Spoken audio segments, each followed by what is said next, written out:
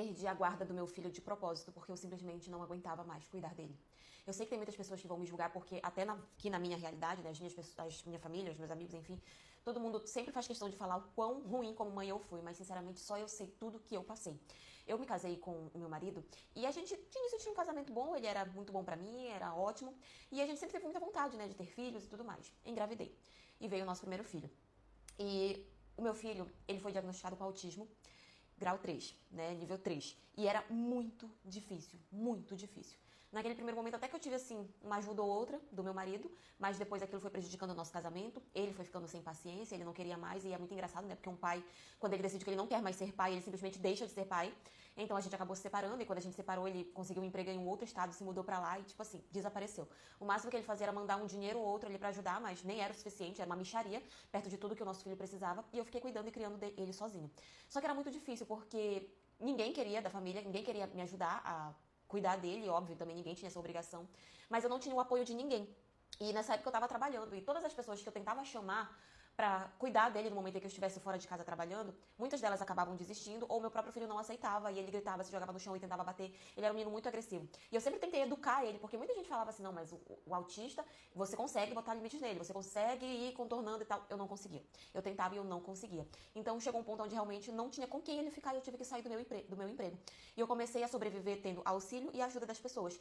Eu tinha que esperar que alguém sentisse pena de mim pra me dar ali uma comida, pra me dar um dinheiro pra que eu pudesse comprar as coisas, porque só o auxílio também não é o suficiente, enfim.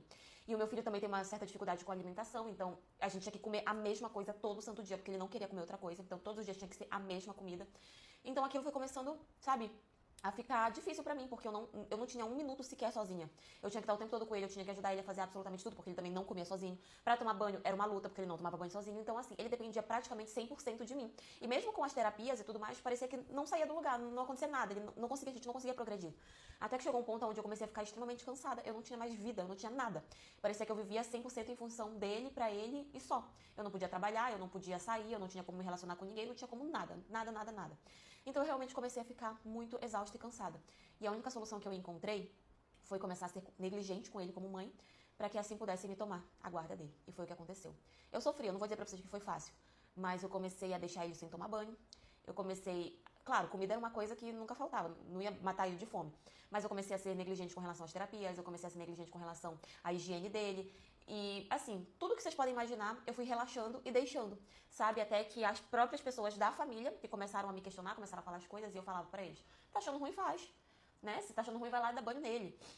E ele, infelizmente, acabou desenvolvendo uma infecção na pele, né, por falta de higiene.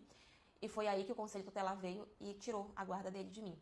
E falaram, né, que eu poderia entrar na justiça, que eu poderia tentar reaver aquela guarda, que eu poderia... Enfim, todo aquele processo que vocês já sabem como é quando uma pessoa perde a guarda. Mas a realidade é que eu não fui atrás. A realidade é que eu não fui atrás, assim, de tentar reaver essa guarda. Eu sempre fiz muita questão de mostrar que se ele voltasse pra minha casa, as coisas continuariam igual, que eu não tinha interesse em mudar, que eu não tinha vontade de mudar. E assim, hoje o meu filho, ele não vive mais comigo. E todos os dias eu tenho que escutar alguém falando quão ruim como mãe eu fui. Eu tenho que escutar as pessoas falando que eu merecia ir pro inferno, que eu merecia morrer, que isso e que aquilo, mas sinceramente, não vou dizer pra vocês que hoje eu sou 100% feliz. Mas hoje em dia eu vivo uma vida bem melhor da que eu vivia antes. E eu sei que tem gente que não vai entender e que vai me julgar.